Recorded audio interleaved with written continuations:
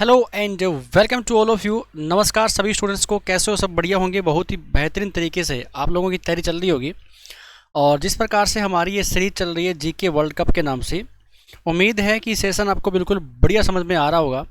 और आज की जो हमारी क्लास है इसमें कुछ और बेहतरीन क्वेश्चन आपके सामने हैं। और जो बच्चा पहली बार आया है सब्सक्राइब करके बेल आइकन जरूर दबाएं ताकि नेक्स्ट वीडियो का नोटिफिकेशन आप तक पहुँचे। आइए फिर शुरुआत करते हैं। और आज की जो हमारी क्लास है इसका पहला क्वेश्चन आपके सामने इस प्रकार से है। मैं मुट्ठी भर बाजरे के लिए लगभग हिंदुस्तान का साम्राज्य खो चुका था, ये शब्द किसने कहे थे या शब्द किसके हैं?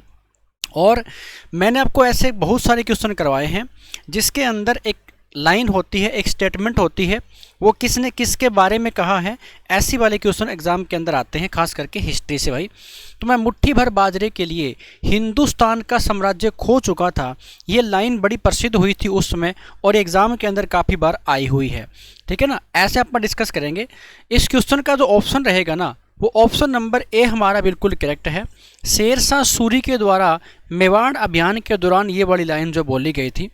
और अगर मैं बात करूँ यहाँ पर शेरशाह सूरी की, तो शेरशाह सूरी जो है, एक तो इसने सूरी वंश की स्थापना की थी, जहाँ से क्वेश्चन एग्जाम के अंदर आता है कि बताइए इसने सूरी वंश की स्थापना जो है ना कब की थी। तो सूरी वंश चला था 1540 से लेकर के ना 1555 ईस्वी तक। कौन सा वंश चला था? सूरी वंश चला था। और शेरशाह सूरी जो है ना, एक तो इसके बचपन का नाम पूछ लेता है कि बताइए इसके बचपन का नाम क्या था। तो शेरशाह सूरी के बचपन का नाम एक अलग नाम हुआ करता था, वो नाम था फरीद खां।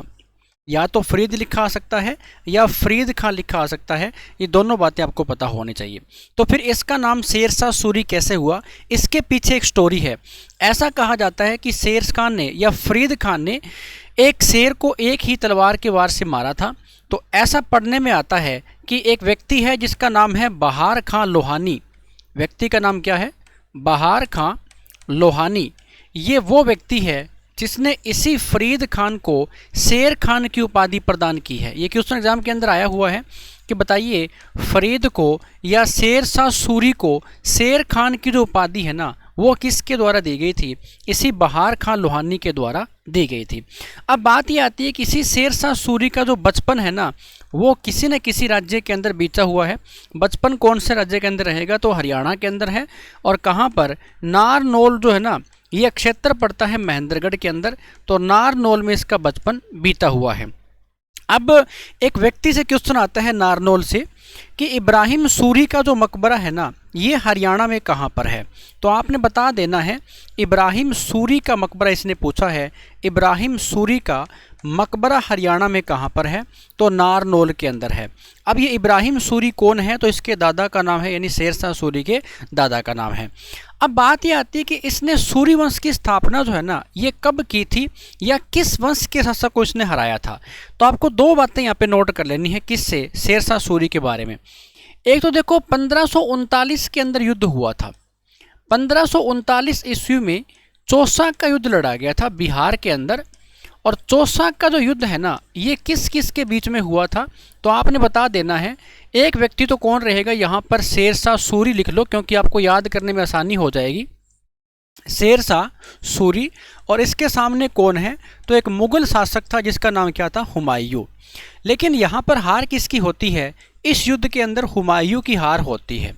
और यहाँ पर हुमायूं हारने के बाद में भाग निकला था अपने घोड़े सहित, जो नदी है उसमें छलांग लगा जाता है। और ऐसा कहा जाता है कि हुमायूं को बचाने का जो काम किया था ना, वो एक नाविक ने किया था, एक भिश्ती ने किया था। इसीलिए तो उस नाविक से, उस भिश्ती से हुमायूं एक वादा कर बैठता है, कौन सा? कि जिस दिन दिल्ली वापस लौटूंगा ना, उस दिन तेरे को दिल्ली का बादशाह बनाऊंगा मैं। और यही हुआ था कि उसने एक दिन का बादशाह बनाने की बात की थी। तो जैसे ही उस नाविक को, उस भिश्ती को, जिसका नाम था निजाम सक्का, उसे एक दिन का बादशाह बनाया भी गया था दिल्ली का। और उसने कुछ ऐसा काम किया था कि अगर मैं एक दिन का बादशाह बन रहा हूँ ना, तो मुझे कुछ ऐसा काम करना चाहिए जिससे लंबे समय तक मैं याद रखा जाऊँ।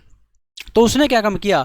चमड़े के सिक्के जारी कर दिए थे। तो ये भी एग्जाम के अंदर क्वेश्चन आता है कि शेर जो हुमायूं है, इसने किस व्यक्ति को एक दिन का बादशाह बनाया था। फिर अगर मैं कहूँ कि 1540 के अंदर एक और युद्ध हुआ था। 1540 में बिलग्राम का युद्ध के नाम से क्वेश्चन आता है। या तो लिखा आएगा बिलग्राम का युद्ध, या फिर लिखा आएगा कि बताइए कन्नौज का युद्ध कब हुआ था। तो बिलग्राम और कन्नौज का जो युद्ध है ना, ये 1540 के अंदर होता है। ये भी किन किन के बीच में होता है? इन दोनों के बीच में होता है। और अब की बार जो हुमायूं हारा था ना, तो अब की बार इस युद्ध को हारने के बाद में हुमायूं यहाँ से भाग गया था, यानी इस देश को छोड़ करके ही यहाँ से भाग गया था। और फिर शेरशाह सूरी ने क्या काम किया था? सूरी वंश की स्थापना यहाँ पर की थी। क्लियर हुआ? ये बात याद रखना। इसी शेरशाह सूरी ने भारत में एक तो रुपये की जो शुरुआत है ना, वो किसके द्वारा करवाई गई थी? शेरशाह सूरी के टाइम पीरियड में हुई थी। एक तो ये भी क्वेश्चन एग्जाम के अंदर आता है भाई। और दूसरा आपको पता होना चाहिए, इसी शेरशाह सूरी ने एक सड़क का निर्माण करवाया था, जिसे बाद में नाम क्या दिया गया था? जीटी रोड का नाम दिया गया था, ग्रैंड ट्रंक रोड। इसी शेरशाह सूरी का जो मकबरा है ना, वो बिहार के अंदर बना हुआ है। और मकबरा कहाँ पर है इसका? बिहार में एक स्थान पड़ता है, कौन सा? सासाराम। तो सासाराम में किसका मकबरा है? शेरशाह सूरी का मकबरा है। अब बात ये आती है कि शेरशाह सूरी मरा कैसे था। तो अगर मैं कहूँ कि 1545 ईस्वी के अंदर इस व्यक्ति ने एक अभियान चलाया था, जिसमें एक अस्त्र था जिसका नाम था आग्नेय अस्त्र। और ये आग्नेय अस्त्र का नाम पूछा गया था एग्जाम के अंदर।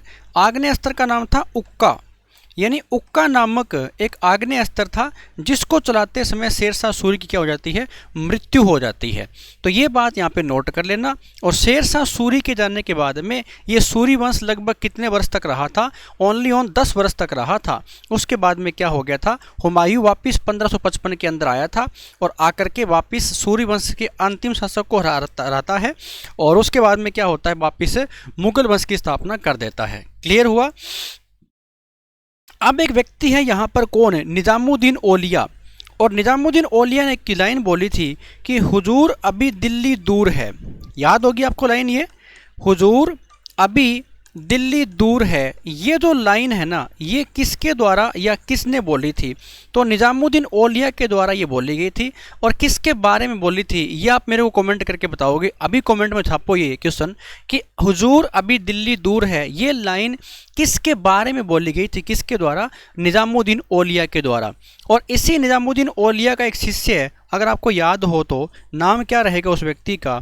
अमीर खुसरो जो है ना, इस व्यक्ति का नाम रहेगा।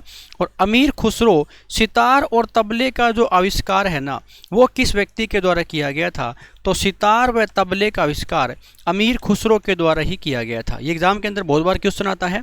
और निजामुद्दीन औलिया और अमीर खुसरो ये वो सुल्तान हुए हैं, या ये वो संत हुए हैं, सूफी संत, जिन्होंने लगभग 7 सुल्तानों का तो कार्यकाल देखा था।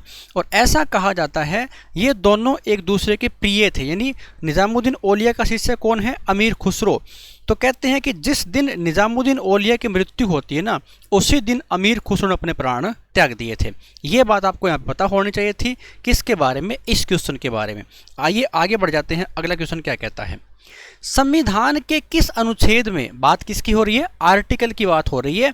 और अगर आप पॉलिटी पढ़ रहे हो तो पॉलिटी के अंदर सबसे इंपॉर्टेंट चीज़ क्या होती है? वो है आर्टिकल, कि आपको कितने आर्टिकल याद है ना। तो आप सिखों द्वारा कृपाण धारण करना, देखो जो गुरु गोविंद सिंह जी हुए हैं या सिखों के 10 गुरु हुए हैं, यहाँ से लगभग क्वेश्चन आते हैं। और सिखों के जो पंच कंकार है ना, उसमें से एक नाम क्या आता है? कृपाण का आता है। और अगर मैं कहूँ कि कृपाण धारण करना ये धार्मिक स्वतंत्रता का अंग माना जाता है, ये कौन से आर्टिकल के अंदर वर्णन है? सबसे पहले आपको पता होना चाहिए, अगर आपने फंडामेंटल राइट या मौलिक अधिकारों के बारे में आप लोग जानते हो तो फंडामेंटल राइट या मौलिक अधिकार अगर आपने पढ़ रखे हैं ना, तो इनका जिक्र है आर्टिकल 12 से लेकर के 35 के बीच में। उसमें से हमारा एक फंडामेंटल राइट आता है, कौन सा? जिसका जिक्र है धार्मिक स्वतंत्रता का अधिकार। धार्मिक स्वतंत्रता का अधिकार, ये हमारा एक मौलिक अधिकार है। और इसमें कोई एक आर्टिकल नहीं है, इसमें कितने आर्टिकल है? इसमें आर्टिकल नंबर 25 से लेकर के 28 तक इसमें आते हैं। नाम क्या है इसका? धार्मिक स्वतंत्रता का अधिकार। देखो एक तो सिद्ध ही है कि सिद्ध ये क्या? ये स्वतंत्रता का अधिकार, स्वतंत्रता का अधिकार, ये भी क्या है, हमारा मौलिक अधिकार है। इसका जिक्र कौन से आर्टिकल में है, तो 19 से लेकर के 22 तक किया गया है। और एक कौन सा है, धर्म से रिलेटेड है, धार्मिक स्वतंत्रता की बात यहाँ पे हो रही है। तो इसमें से जो आर्टिकल नंबर 25 है ना, वो हमारा ऑप्शन बिल्कुल करेक्ट रहेगा कि 25 नंबर जो आर्टिकल है उसके अंदर ये वाली बातें बताई गई है। दूसरा, अगर हम इंडिया की बात करें, हम भारत की बात करें, तो भारत क्या है, एक धर्मनिरपेक्ष राज्य है। ये बात अपन लोग पढ़ते आ रहे हैं। यानी भारत के अंदर जो भी धर्म के लोग रहते हैं या व्यक्ति जो कोई भी हो, जो जिस धर्म को मानना चाहे ना उसको मान सकता है, उसके ऊपर किसी प्रकार का कोई प्रेशर यहाँ पर नहीं होगा। ये बात भी यहाँ पे आ जाती है, क्योंकि इंडिया के अंदर आप ऐसा नहीं कह सकते कि भारत जो है ना सिर्फ हिंदुओं का देश है। आप ऐसा नहीं कह सकते कि भारत में सिर्फ हिंदू धर्म के लोग ही रहते हैं। भारत के अंदर अनगिनत धर्मों के लोग यहाँ पे रहते हैं भाई, ठीक है। उसमें से वो अलग बात है कि सबसे ज़्यादा कौन आते हैं, हिंदू आते हैं। 26 में क्या बताया गया आर्टिकल में कि आप जिस धर्म को मान रहे हो ना, उस धर्म के लिए आप प्रचार प्रसार कर सकते हो। ये बात भी यहाँ पे बताई गई है। आप उस धर्म के नाम पर संस्था खोल सकते हो। ये बातें कहाँ पर आती है, 26 के अंदर आती हैं। आर्टिकल नंबर 31, इसके अंदर हमारा एक मौलिक अधिकार था जिसका नाम था संपत्ति का अधिकार। मैंने क्या कहा कि हमारा एक मौलिक अधिकार था, इसका मतलब अब नहीं है, फिर वो अब नहीं है। संपत्ति का जो अधिकार है, ये संपत्ति का अधिकार अब हमारा मौलिक अधिकार ना रह करके अब ये क्या बन चुका है, अब ये कानूनी अधिकार है। अगर ये कानूनी अधिकार है, अगर ये लीगल राइट है, तो फिर इसको कानूनी अधिकार बनाया कब गया था, तो इसको बनाया गया था, अमेंडमेंट हुआ था कौन सा, 44वां, और 1978 के अंदर हुआ था।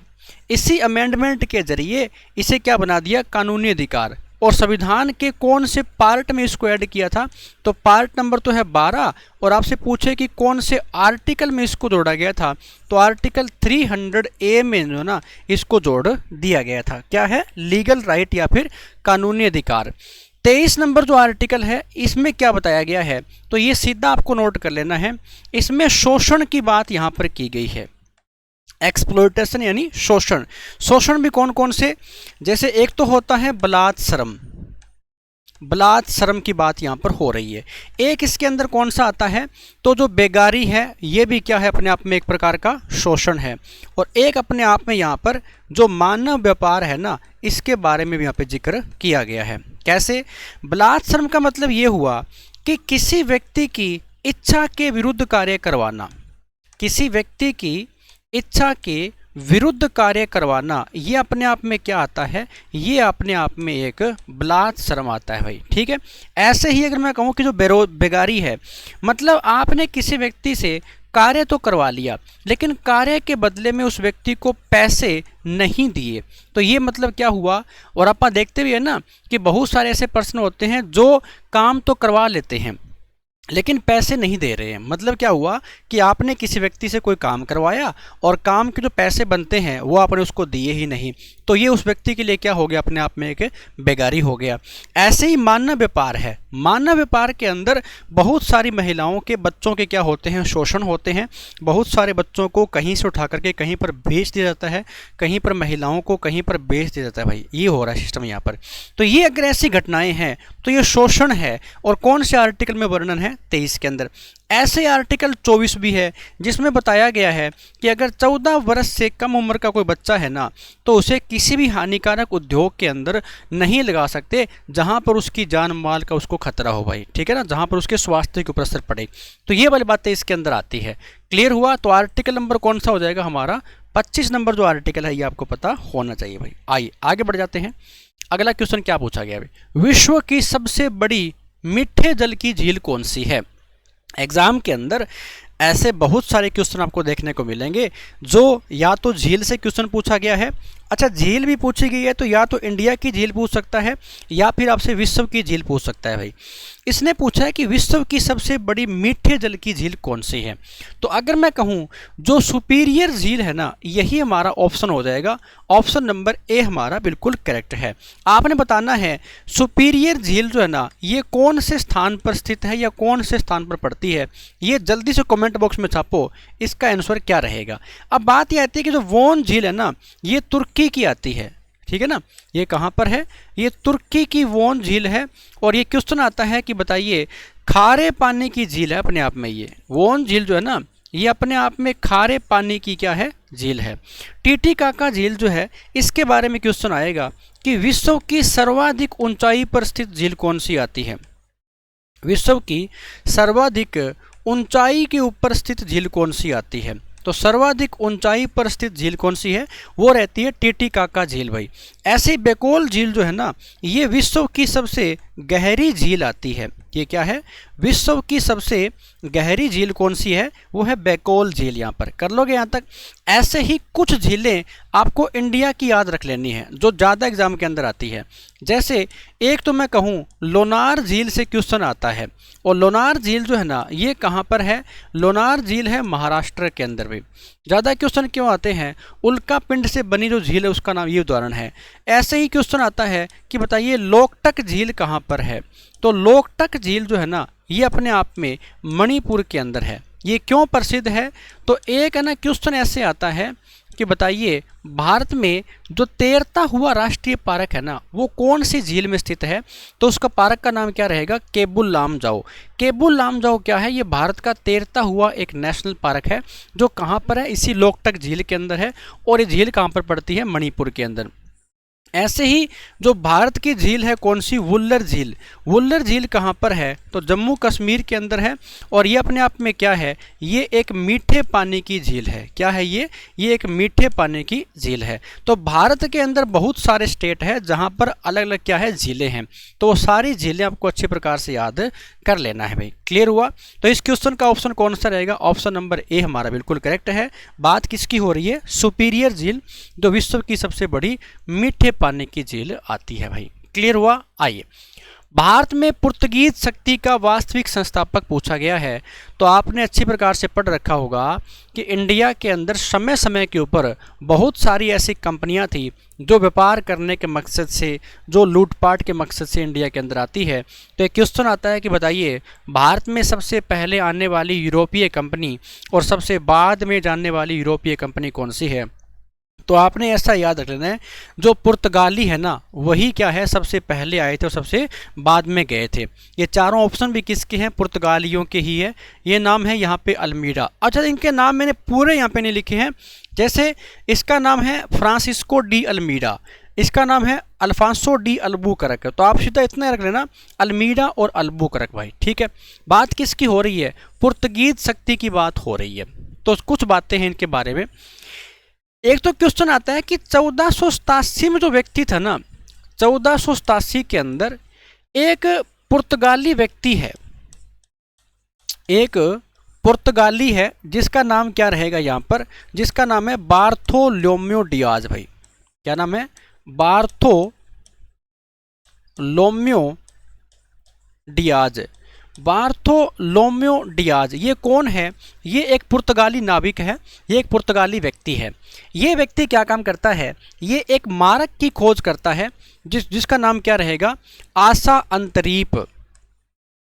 आशा अंतरीप, ये क्वेश्चन आया हुआ है एग्जाम के अंदर कि आशा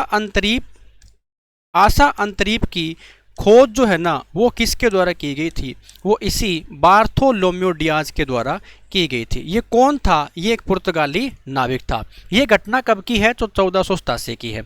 उसके बाद में आपको पता है समय है कौन सा, 17 मई का है, 1498 का समय है। और एक व्यक्ति है जिसका नाम है भाई वास्को डिगामा। और वास्को डिगामा वो व्यक्ति है जिसने भारत के समुद्री मार्ग की खोज की थी भाई।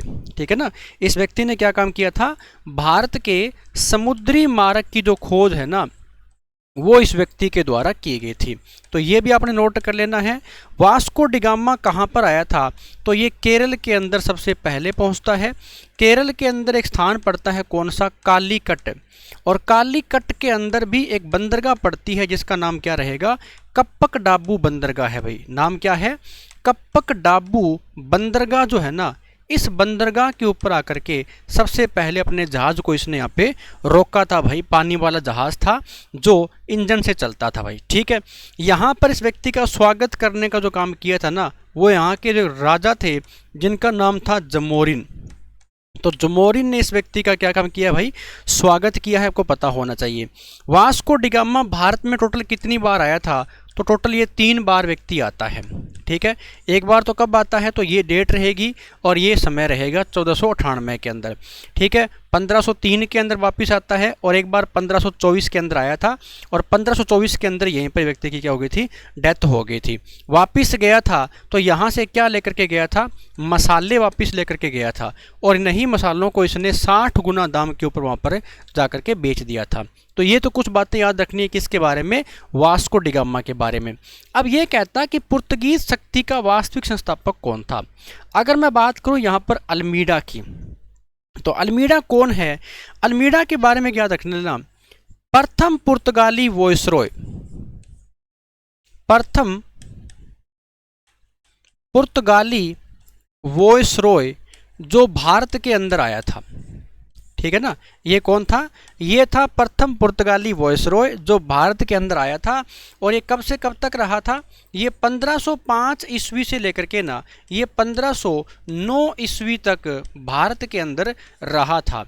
इस व्यक्ति के टाइम पीरियड में ना एक नीति अपनाई गई थी जिसको शांत जल नीति भी कहा जाता है, शांत जल नीति कहा जाता है, यानी इसका नाम क्या पड़ जाता है, ब्लू वाटर पॉलिसी भी कहा जाता है, ब्लू वाटर पॉलिसी भी इसे कहा गया था इसके टाइम पीरियड में।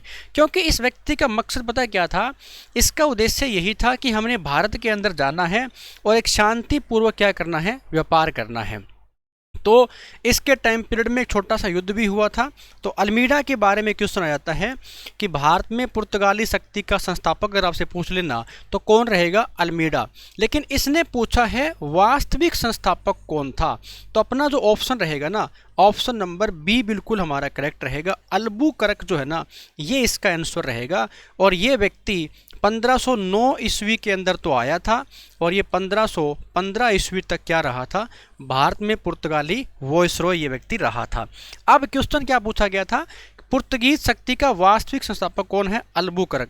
इस अल्बुकर्क ने एक तो क्या काम किया था, 1510 ईस्वी में एक तो इसने यूसुफ आदिल शाह से गोवा को छीन लिया था इस व्यक्ति ने। ठीक है ना, गोवा को छीनने का जो काम किया था ना, वो काम किस व्यक्ति के द्वारा किया गया था, वो काम इसी व्यक्ति के द्वारा किया गया था। नाम क्या है, अल्बुकर्क है।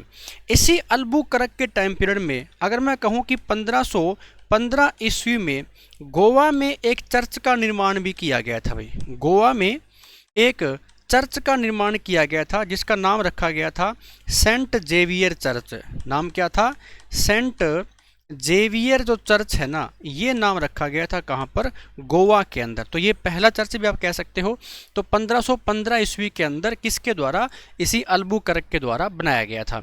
इसी अल्बुकर्क ने एक पद्धति लागू की थी जिसका नाम आता है कार्टेज आर्मेडा पद्धति। कार्टेज आर्मेडा व्यवस्था बोल देते हैं इसको, या पद्धति बोल देते हैं, कार्टेज आर्मेडा व्यवस्था। पता है इसका मतलब क्या था, इसका मतलब ये था, जैसे आपने दक्षिणी भारत को देख रखा होगा, ये अपना दक्षिणी भारत है, इधर तो बंगाल की खाड़ी है, इधर क्या है, अरब सागर पड़ता है, ये वाला क्या है, ये है अरब सागर। और इस अरब सागर में ये कहता कि अगर कोई भी भारतीय जहाज़ इसमें एंटर करता है तो वो पहले परमिशन लेगा। ये परमिशन लेने की क्या थी, एक व्यवस्था थी, किससे, पुर्तगाली वॉइसरॉय से। तो कार्टेज आर्मेडा काफिला व्यवस्था किस व्यक्ति के समय शुरू हुई थी, अल्बुकर्क के टाइम पीरियड में शुरू हुई थी। और एक क्वेश्चन पूछता है, इन पुर्तगालियों ने अपनी पहली फैक्ट्री कहाँ पर खोली थी, तो इन्होंने अपनी पहली फैक्ट्री कोच्चि के अंदर खोली थी। और वो भी कब, 1503 ईस्वी के अंदर इन्होंने पहली फैक्ट्री अपनी खोली थी। ठीक है, और लास्ट क्वेश्चन क्या आएगा, सबसे पहले आने वाले और बाद में जाने वाले। बाद का मतलब ये लोग 1961 ईस्वी तक इंडिया के अंदर थे। और कहाँ पर थे ये लोग, ये गोवा के अंदर थे भाई। तो 1961 के अंदर इन लोगों को यहाँ से भगाया गया था। ठीक है, तो ये बातें आपको अच्छी प्रकार से यहाँ पे नोट कर लेनी है भाई। तो इस क्वेश्चन का ऑप्शन कौन सा रहेगा, ऑप्शन नंबर हमारा बी बिल्कुल करेक्ट रहेगा। आइए आगे बढ़ जाते हैं।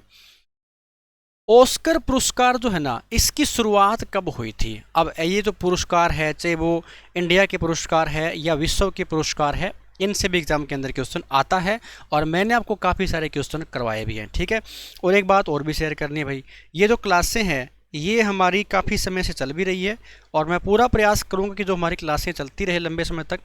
और अब मैं ये चाह रहा था कि आपको एक सब्जेक्ट की थ्योरी जो है ना वो मैं यहाँ पे शुरू कर देता हूँ, अगर आप लोग कहते हो तो। बाकी देखो, मैं बहुत जल्द आपको एक मैराथन क्लास देने वाला हूँ, वो भी किसकी, या तो मैं देख लूँगा पॉलिटी की या फिर हिस्ट्री की। तो एक क्लास के अंदर है ना आपकी पूरी की पूरी जो पॉलिटी है वो क्या हो जाएगी, फिनिश हो जाएगी। हम वही चैप्टर लेकर के आऊँगा सारे जो इम्पोर्टेंट हैं और बार बार एग्जाम के अंदर आते हैं भाई। ठीक है, तो प्रयास करूंगा नेक्स्ट वीक के अंदर आपको एक में मैराथन क्लास देने की।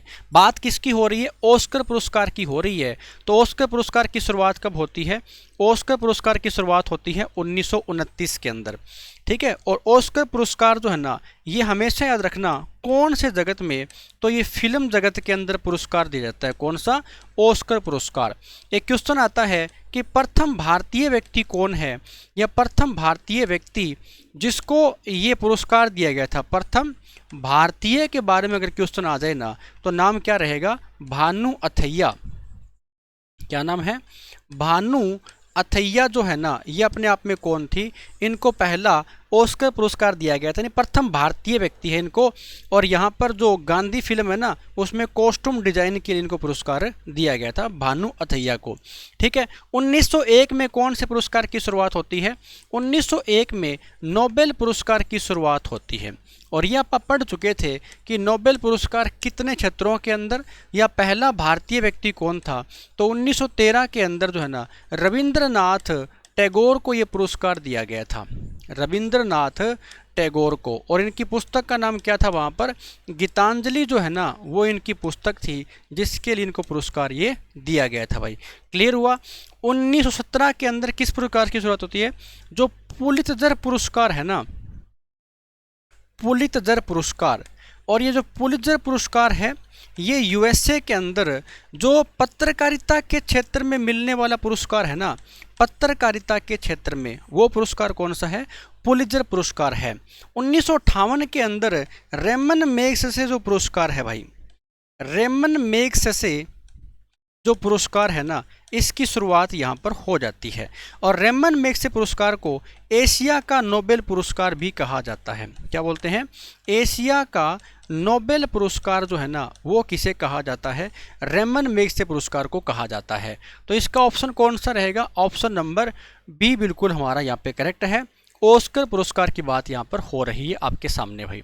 निम्न में से संविधान का कौन सा भाग निर्वाचन आयोग से संबंधित है। अब देखो संविधान के अंदर कुल कितने पार्ट है, तो कुल 22 पार्ट यहाँ पर आते हैं। लेकिन अब आप कह सकते हो कि हम तो क्या पढ़ते हैं कि हमारे संविधान के अंदर कुल 25 पार्ट है। आप भी अपनी जगह सही हो, लेकिन अगर मैं कहूँ 26 जनवरी 1950 जिस दिन भारत के संविधान को लागू किया गया था ना उसमें हमारे संविधान के अंदर 22 भाग थे। तो आज भी क्रमांक संख्या कितनी है, 22 है। लेकिन आपने देखा होगा एक तो जो भाग नंबर 9 है उसका पार्ट बन गया ए, ठीक है ना, एक भाग नंबर 9 का पार्ट बन गया कौन सा, बी। एक भाग नंबर जो 4 है उसका पार्ट बन गया कौन सा, ए। एक भाग नंबर जो 14 है उसका पार्ट कौन सा बन गया, ए। ऐसे करके जो है ना इनकी संख्या कितनी है आज, 25 है, 25 है। ठीक है, एक क्वेश्चन भी आता है कि जो संविधान का भाग नंबर 7 है ना इसमें क्या लिखा गया है, तो भाग नंबर 7 को यहाँ पे हटा दिया गया था। ये बात भी आपको पता होना चाहिए था। अब कौन सा भाग है जो निर्वाचन आयोग, इलेक्शन कमीशन ऑफ इंडिया की बात यहाँ पे हो रही है, जिनसे संबंधित ये भाग रहेगा भाई।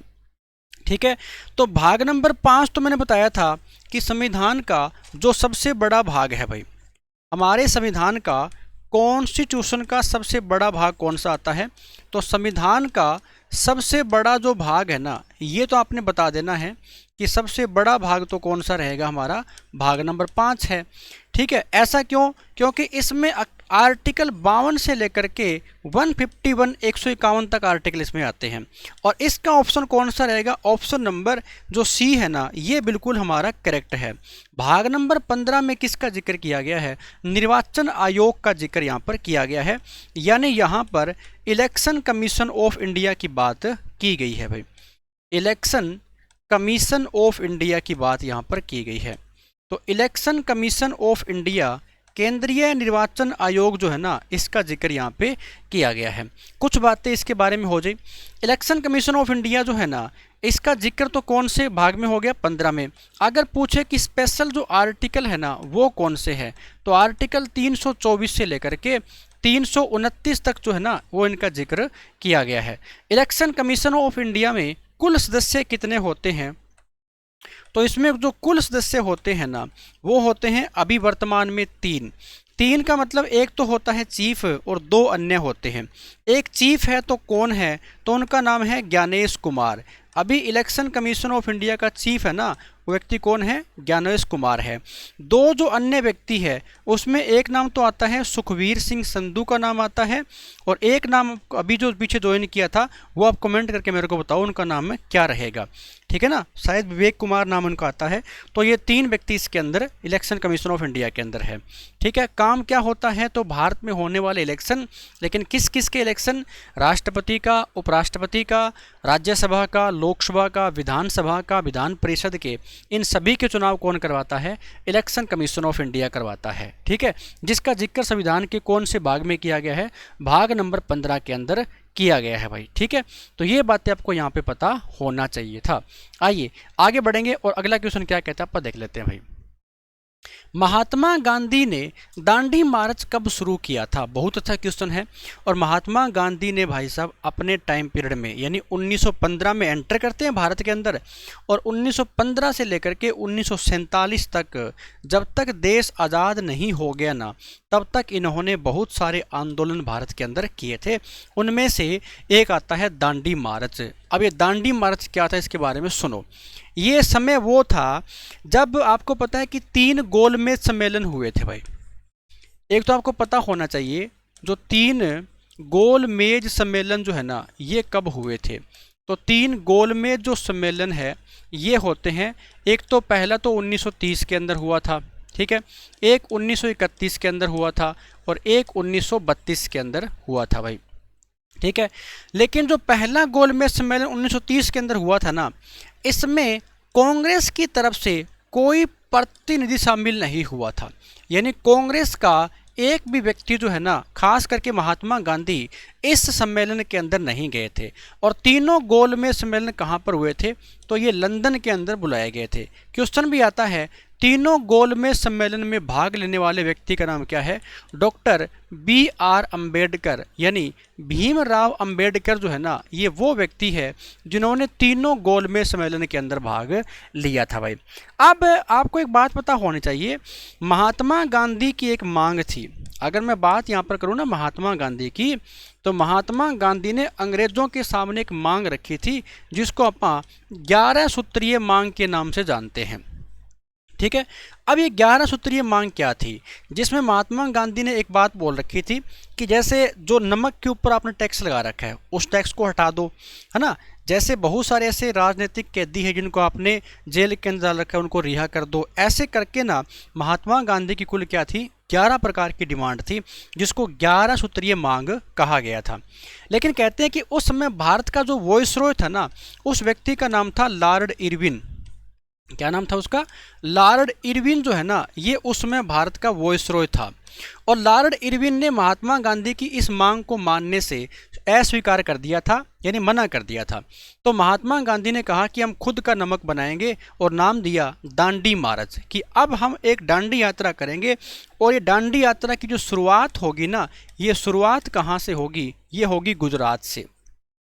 कहाँ से, तो साबरमती आश्रम से इन्होंने इसकी शुरुआत की थी। साबरमती आश्रम से जो है ना इन्होंने इसकी शुरुआत की थी। और इन्होंने जाना कहाँ तक था, इन्होंने दांडी तक की ये यात्रा करनी थी। दांडी एक स्थान पड़ता है, तो दांडी तक की यात्रा इन्होंने करनी थी भाई, ठीक है। और ये पैदल यात्री यहाँ पे चल पड़ते हैं। और ये शुरुआत कब होती है, तो ये शुरुआत हुई थी 12 मार्च के दिन। और 12 मार्च 1930 का वो दिन था जिस दिन महात्मा गांधी ने दांडी मार्च की शुरुआत की थी। और अगर मैं कहूँ कि इस दिन तो ये चले थे, और ये पहुँचे कब थे यहाँ पर, तो ये पहुँचते हैं 6 अप्रैल के दिन। 6 अप्रैल 1930 ये वो दिन था जब एक तो महात्मा गांधी ने नमक कानून को तोड़ा था, यानी नमक बनाया गया था खुद का यहाँ पर। दूसरी बात ये भी आती है कि इसी दिन महात्मा गांधी ने एक और आंदोलन की शुरुआत कर दी जिसका नाम था यहाँ पर सविनय अवज्ञा आंदोलन। क्या नाम था? सविनय अवज्ञा आंदोलन। इसकी शुरुआत भी किसने की थी? महात्मा गांधी के द्वारा ही की गई थी। वो डेट कौन सी है? 6 अप्रैल 1930 की डेट है। अब यहाँ पर पता है क्या हुआ? उधर इंग्लैंड की तरफ से एक महात्मा गांधी को लेकर के एक दबाव बनाया गया था। किसके ऊपर? लॉर्ड इरविन के ऊपर। क्या कि जो पहला गोलमेज सम्मेलन हुआ था ना, इसके अंदर स्पेशल महात्मा गांधी को आना था लेकिन नहीं आए थे। तो इन्होंने कहा कि कैसे भी करके ना सेकंड गोलमेज सम्मेलन के अंदर महात्मा गांधी को यहाँ पर भेजो आप यहाँ पर। तो लॉर्ड इरविन जो भारत का वॉइसरॉय है ना, इसके सामने और कोई चारा तो था नहीं ना, क्योंकि महात्मा गांधी इससे क्या थे? नाराज चल रहे थे। क्यों? इसने महात्मा गांधी की ये मांग को स्वीकार नहीं किया था। तो कहते हैं कि लॉर्ड इरविन ने महात्मा गांधी की इस डिमांड को स्वीकार करने की हामी भर ली थी कि हम आपकी इस डिमांड को स्वीकार करते हैं, लेकिन आपको जाना पड़ेगा कहाँ पर? जो द्वितीय गोलमेज सम्मेलन होगा वहाँ पर। तो ठीक ऐसा ही कुछ हुआ था। तो महात्मा गांधी ने फिर इस आंदोलन को एक बार के लिए स्थगित कर दिया था। किसको? सविनय अवज्ञा आंदोलन को। और महात्मा गांधी सेकंड गोलमेज सम्मेलन में भाग लेने के लिए वहाँ पर पहुँच गए थे। लेकिन एक तो महात्मा गांधी को वहाँ पर क्या बोला गया था? अर्धनग्न फकीर बोला गया था। विंस्टन चर्चिल एक व्यक्ति हुए हैं जो इंग्लैंड के प्रधानमंत्री भी रहे थे। उन्होंने महात्मा गांधी को अर्धनग्न फकीर कह करके संबोधित किया था। तो एक क्वेश्चन भी आता है कि महात्मा गांधी को अर्धनग्न फकीर किसने कहा था? विंस्टन चर्चिल के द्वारा कहा गया था। और वहाँ से महात्मा गांधी वापस लौट जाते हैं। इस द्वितीय गोलमेज सम्मेलन को पूरा होने से बीच में छोड़ करके ही वापस आ गए थे। और वापस आकर के गांधी जी ने इसी आंदोलन को फिर से शुरू किया था। और जैसे ही शुरू होते हैं तो फिर इनको गिरफ्तार किया गया था और गिरफ्तार करके पुणे की यरवदा जेल के अंदर इनको डाल दिया गया था। और जहां पर महात्मा गांधी जो है ना एक प्रकार से अनशन के ऊपर बैठ जाते हैं भाई। फिर 1932 के अंदर तीसरा गोलमेज सम्मेलन भी हुआ था जिसमें सांप्रदायिक पंचायत की घोषणा की गई थी।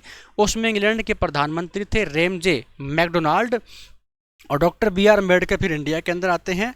और फिर डॉक्टर भीमराव अम्बेडकर और महात्मा गांधी के बीच में एक समझौता होता है जिसको यरवदा जेल के अंदर करवाया गया था, जिसको या तो पूना पैक्ट के नाम से जानते हैं या फिर दिल्ली समझौता भी उसे कहा जाता है। तो पूना पैक्ट कहें तो बिल्कुल बेहतर रहेगा।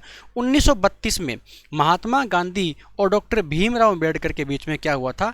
एक पूना पैक्ट हुआ था, पूना समझौता हुआ था भाई। ये बातें आपको अच्छी प्रकार से पता होना चाहिए थी। किसके बारे में? महात्मा गांधी के बारे में। क्लियर हुआ? तो ये थी स्टूडेंट्स आज की जो हमारी क्लास। उम्मीद है कि सेशन आपको बिल्कुल बढ़िया समझ में आया होगा। और मैं पूरा प्रयास कर रहा हूँ कि क्लास आपकी डेली चले, लेकिन कई बार क्या होता है कि जो टेक्निकल चीज़ें हैं या फिर समय थोड़ा सा कम मिल पाता है। तो जितना समय मिल पा रहा है मैं प्रयास करता हूँ कि रोज़ एक क्लास रिकॉर्ड करके आपको मैं देता रहूँ। तो ये जो क्लास है आपकी बहुत ही बेहतरीन क्लास चल रही है। मुझे पूरा विश्वास है कि आपकी तैयारी बहुत बेहतरीन तरीके से हो रही है।